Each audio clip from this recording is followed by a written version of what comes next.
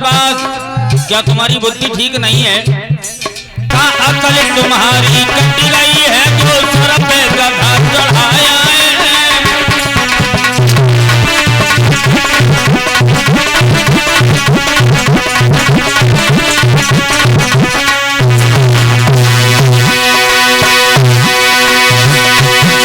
उस पूर्व जन्म में ओ पापी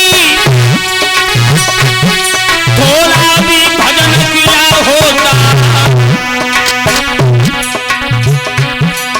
और उत्तम के बदले तूने मेरी कोख से जन्म लिया होता।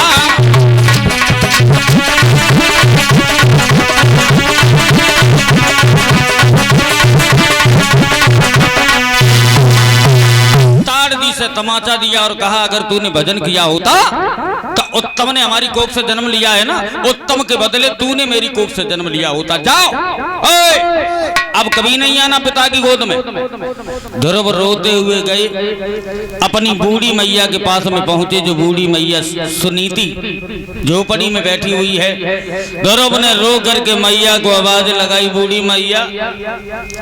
मैया कहने लगी, ध्रुव हाँ मैया, तू रो रहा है? आज मैया हम रो रहे हैं, बड़ा कष्ट है, बड़ा दुख है माँ। क्यों, रोने के पीछे कारण क्या है? मैया हाँ। आज हम और उत्तम भैया दोनों लोग पिताजी की कचहरी में गए। पिता ने मुझे बड़े प्रेम के साथ गोदी में बैठा रहा, लेकिन ये बात मौसी को अच्छी नहीं लगी। मौसी ने आते ही आते मेरे गाल में तमाचा दिया, लेकिन मुझे मौसी के मारने का दुख नहीं है, दुख तो इस बात का है मौसी मारती रही, पिता मुख से क्यों नहीं बोले माँ? लाला हाँ। अगर वो तेरे पिता होते, अगर तेरे पिता होते तो तेरी मैया को घर से बाहर नहीं निकाल देते, मैया झोपड़ी में गुजारा नहीं कर रही होती। आज तेरे पिता वो नहीं है, अगर वो होते तो मौसी मारती रही, वो अवश्य मौसी को डांट लगा देते। तो फिर हमारे पिता कौन से हैं माँ? लाला हाँ। तू बड़ा हो जाए, जब तू सयाना हो जाए तब तू जंगल में भजन करने जाना, और जंगल में तेरे पिता की तुझे प्राप्ति हो जाएगी। ध्रुव कहने लगा, मैया क्या जंगल में हमारे पिता हमें मिलेंगे? बूढ़ी मैया बोली, हाँ भजन करना, और जब भजन करेगा तो तेरे पिता के वही तुझे दर्शन हो जाएगा। मेरे पिता का नाम क्या है माँ? तेरे पिता का नाम नारायण है, भगवान है। वो तेरे ही पिता नहीं है, वो सारे संसार के पिता हैं, जो अपनी गोद में सब लोगों को बिठाते हैं।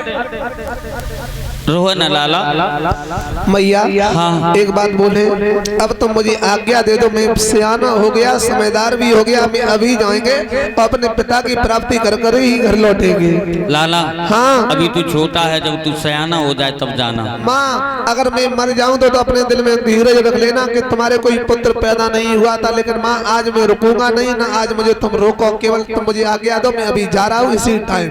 अब ध्रुव ने उन नन्हे नन्हे हाथों से अपनी बूढ़ी मैया के पैरों को छुआ, आंसू निकल आए, बोले बूढ़ी मैया आज मैं तुझे छोड़ करके अपने पिता को ढूंढने जा रहा हूँ, रोना नहीं।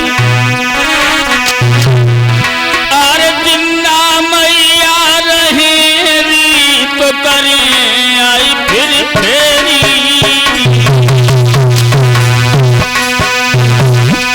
अगर जिंदा रहूंगा तो लौट आऊंगा माँ। अगर कोई विषैला जानवर हमें जंगल में खा जाए तो ये समझ लेना कि मैं बांझ ही बनी रही, मेरे कोई पुत्र पैदा ही नहीं हुआ माँ।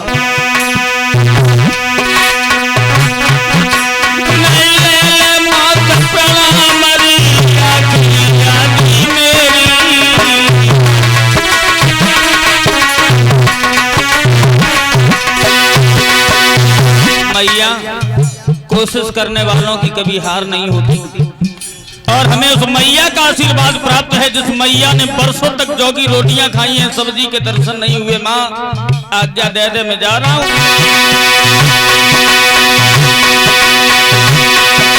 मेरी माँ से आज मैं बनक हो जाऊंगा, आज्ञा दे दे कोई पिता के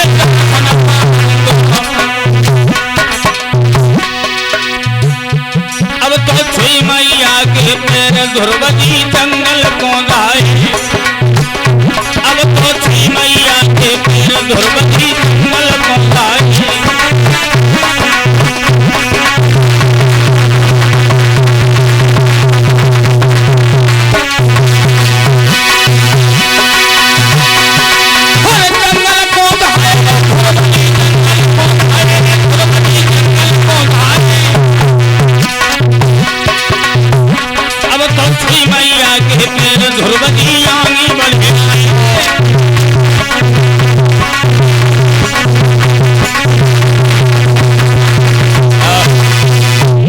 के पैर छूने के बाद वो ध्रुव जो थे वो आगे के लिए चले, और जब आगे बढ़े उत्तानपाद को मालूम पड़ा है कि मेरा पुत्र जंगल में जा रहा है।